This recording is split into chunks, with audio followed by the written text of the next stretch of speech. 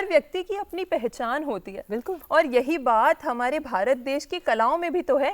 बिल्कुल। अगर हम भारतीय नृत्यों की बात करें, है ना, तो हर नृत्य की अपनी एक पहचान है, अपना एक रूप है, अपना एक इतिहास है और भावों को अभिव्यक्त करने का अपना एक तरीका है। बहुत ही सुंदर रूप है, क्यों? बिल्कुल। और ऐसी ही एक एक्सप्रेसिव शैली है ओडिसी, जो उड़ीसा की सांस्कृतिक परंपरा से आती है।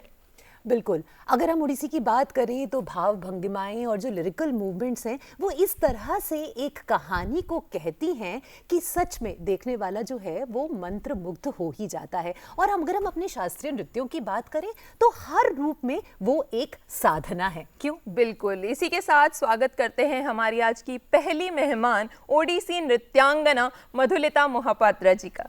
बहुत बहुत स्वागत है आपका। नमस्कार।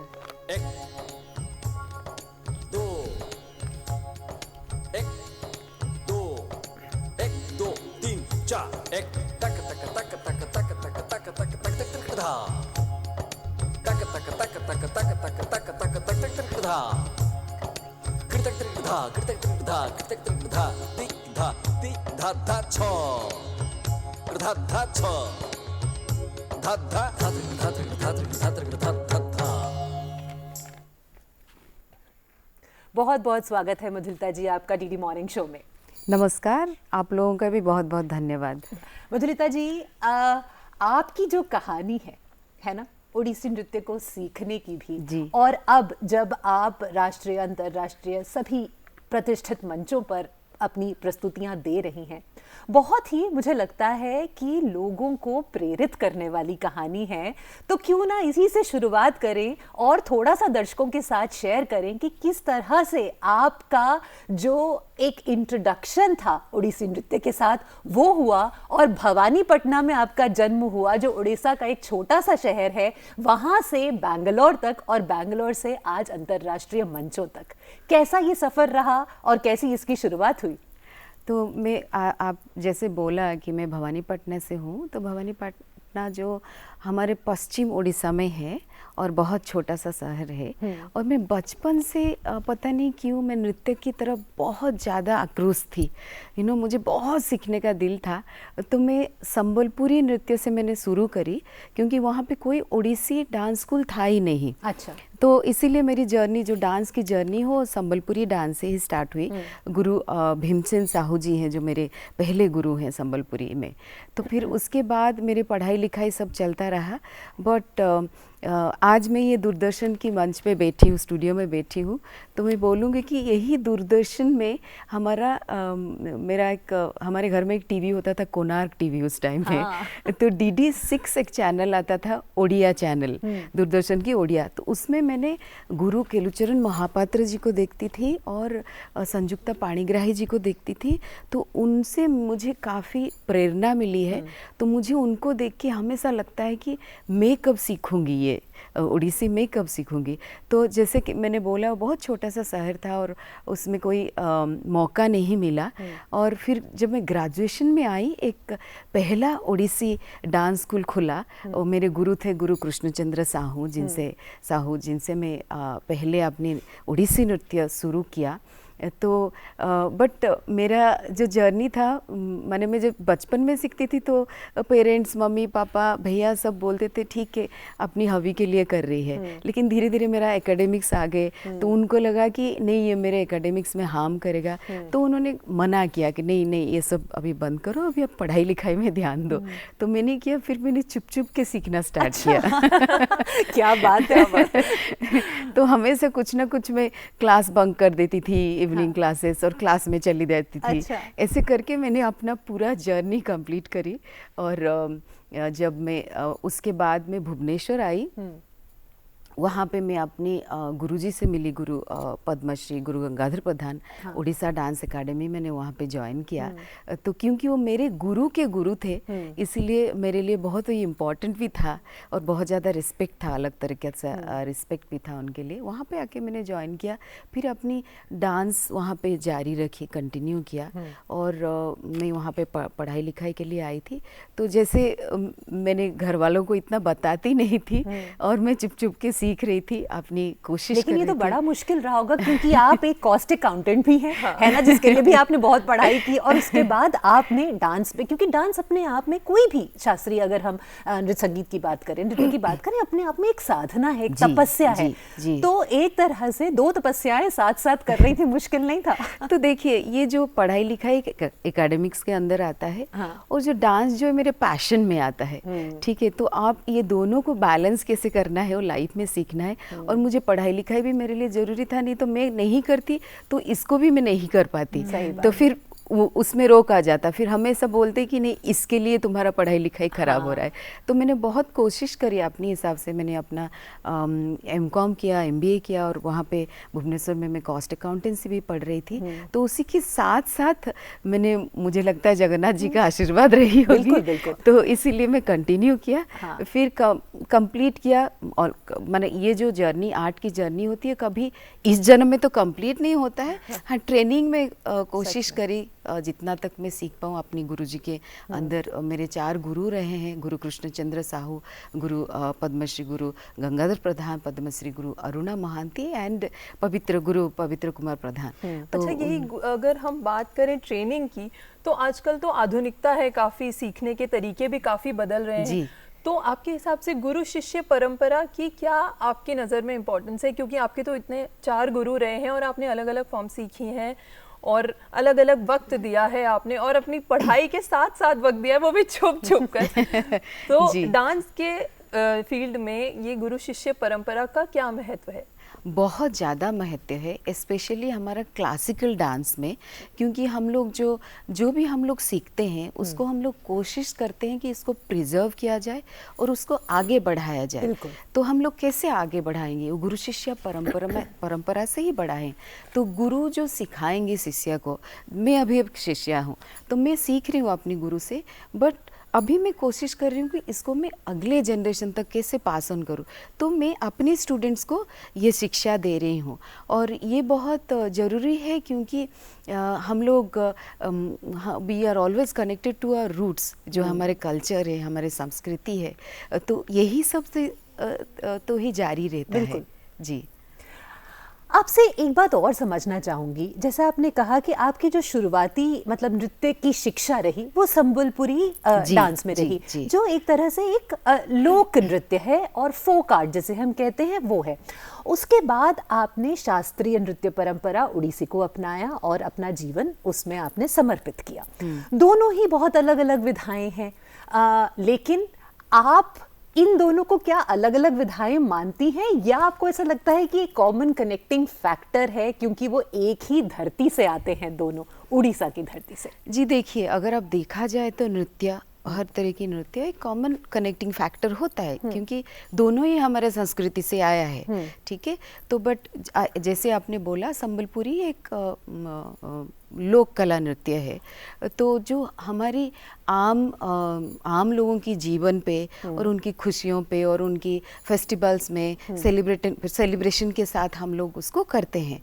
बट ओडिसी एक शास्त्रीय नृत्य है जो कि ऑलरेडी एक वेल डिफाइंड स्ट्रक्चर्ड है उसमें, और टेक्निक है, डीप ट्रेडिशन है, और उसमें भाव भंगी, मुद्राएं और एक स्पिरिचुअलिटी भी बहुत इम्पोर्टेंस दिया जाता है। तो मैं अगर सहज शब्द में बोलूँगी तो संबलपुरी एक जीवन की एक सहज अभिव्यक्ति है, और ओडिसी एक साधना और अनुशासन का रूप है। क्या बात है, कितने सुंदर रूप से आपने इसको सारगर्भित किया। बहुत बहुत बहुत अच्छा।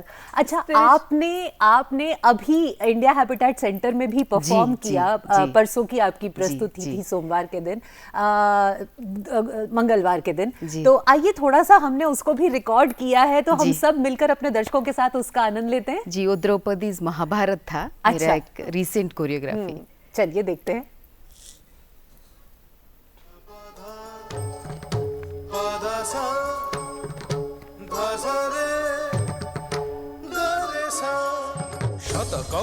शत गौरव रणरंका शत शत चिर दुर्जय तीर निर्भय गर्भरे मदमत्त धर्म वाहिनी कृष्णगामिनी पांडव महाबल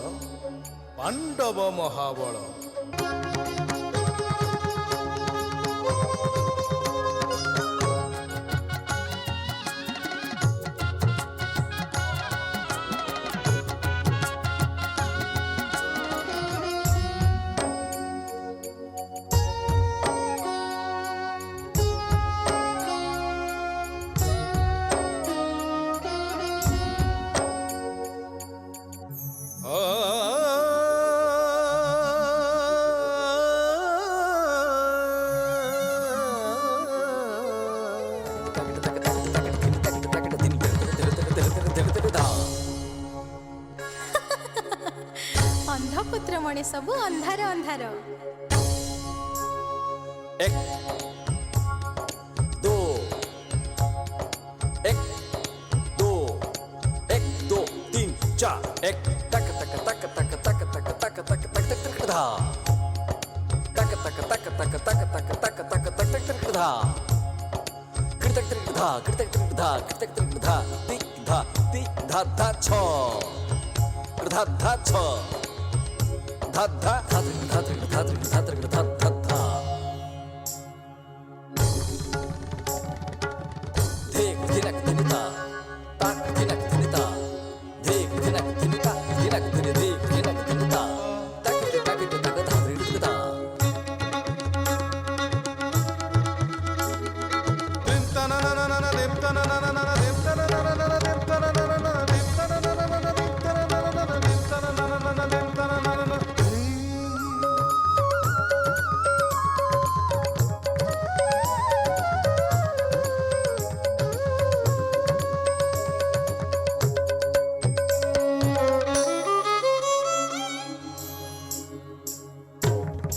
मम कृष्ण दुराचारो निर्लज्ज करैः कृतम् अपहास्य दुरुक्तं ये मुखैस्तभ्य सबो वृषम्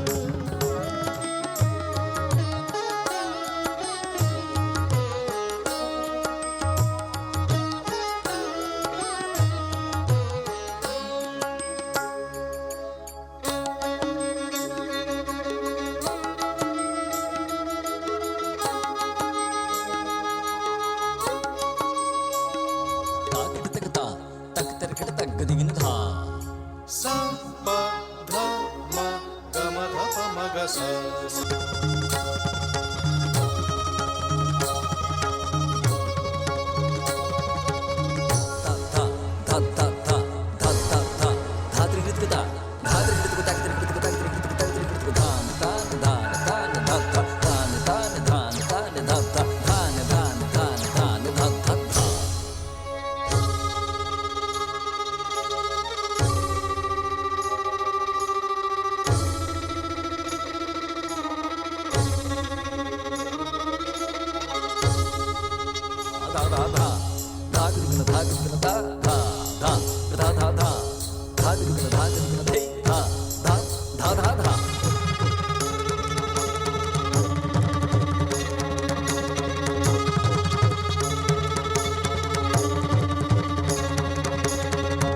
कृणपः पतितो रक्तसिक्तः तृणेन मारितः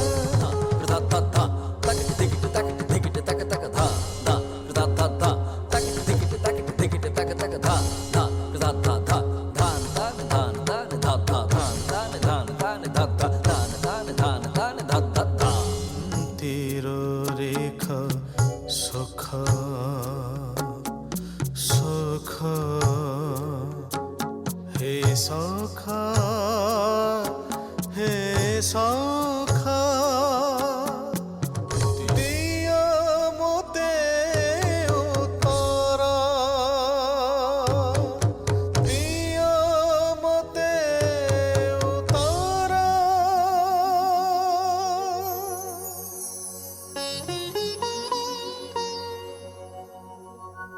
बहुत सुंदर। ब्यूटीफुल, बहुत सुंदर। और वो छोटी सी बच्ची, वो भी इतनी तकनीक के साथ, आपकी बेटी है वो? मेरी बेटी हो 5 बहुत साल की। सुंदर, 5 साल बहुत की, ही सुंदर। क्या बात है, क्या बात है, क्या बात है। अच्छा, आप मधुलिता जी इसको स्पिरिचुअलिटी से कनेक्ट करती हैं। जी।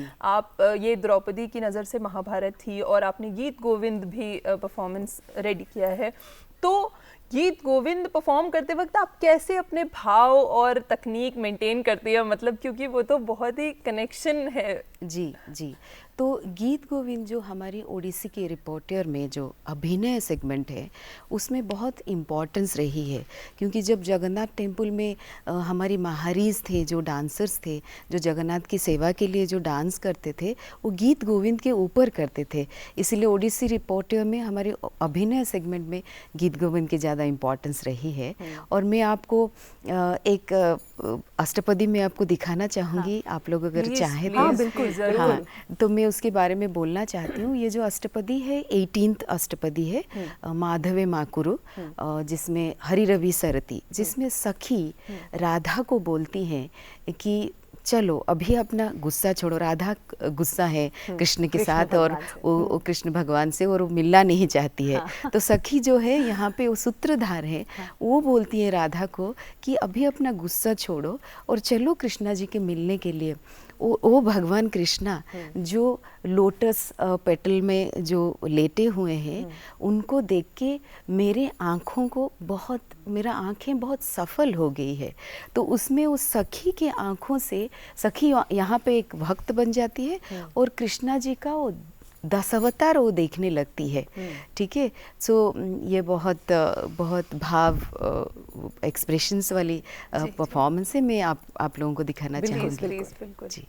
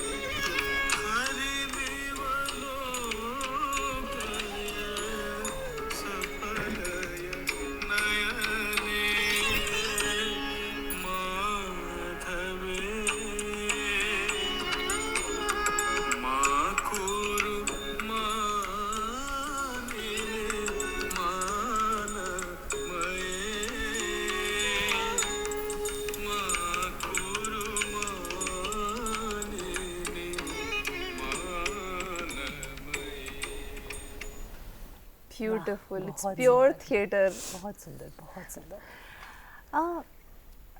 आपसे ये जानना चाहूँगी कि जब आपको ये मौका मिला कि आप पवित्र गुरुवायूर मंदिर में अपनी प्रस्तुति दे सकें, तो कैसा लगा और क्या था वहाँ की पूरी एनर्जी? क्योंकि मंदिर में प्रस्तुति देना एक कलाकार के लिए शायद बहुत बड़ी बात होती है जी ना? जी, बहुत बड़ी बात है। और जैसे ये सब शास्त्रीय नृत्य वो अपनी नेचर से ही बहुत डिवाइन है और स्पिरिचुअल है। तो एक कलाकार के लिए इससे बड़ी क्या हो सकती है, जो नृत्य जो मंदिर से ही आया है और उसी मंदिर में मुझे अगर मौका मिल रहा है परफॉर्मेंस का, तो मेरे लिए बहुत बड़ी बात था। तो मुझे जब गुरुवायूर टेम्पल में मिला, वो भी कृष्णा जी के सामने करने का, तो मेरे लिए वो दिन बहुत ज़्यादा इम्पॉर्टेंट रही। और जैसे हम लोग परफॉर्म करते हैं स्टेज में, जब परफॉर्म करने जाते हैं, तो this is something beyond performance. So we connect with the divine. You surrender yourself fully and you connect with the divine. आपके अश्रु बता रहे हैं आप कितना कनेक्ट करती हैं डिवाइन के साथ। तो ये एक अपने आप में एक इन्वॉल्वमेंट है, जो अपने आप को पूरा सरेंडर करते हैं भगवान के पास। और ये कनेक्शन जो अपने अंदर जो बोलते हैं ना, with in your self you could feel, तो मेरे लिए वो दिन था जैसे बहुत अच्छा दिन था और बहुत यादगार दिन था। मधुरिता जी, आप एक बहुत, मुझे लगता है कि जब भी आप आर्ट किसी को सिखाते हैं, it is also a very noble cause. क्यों? क्योंकि आप अपनी सांस्कृतिक धरोहर को अगली पीढ़ियों को दे रहे हैं, साथ ही में जो साधना करके आपने पाया है वो भी आप आगे पीढ़ियों को दे रहे हैं। तो नृत्यांतर एकेडमी जो आपने बैंगलोर में स्थापित की, और साउथ इंडिया में भी आप उड़ीसा का जो सांस्कृतिक परंपरा है, उसकी जो धरोहर है ओडिसी नृत्य के रूप में आप आगे दे रही हैं, और आपके आने वाले जो प्रोजेक्ट्स हैं उसके लिए भी हम आपको बहुत बहुत शुभकामनाएं देते हैं, और एक बार फिर तहे दिल से धन्यवाद करते हैं कि आज आप यहाँ डीडी मॉर्निंग शो पे हमारे साथ जुड़ी और आपकी प्रस्तुति देखने का भी हमें मौका मिला, और बहुत अच्छा लगा आपसे बात करके भी।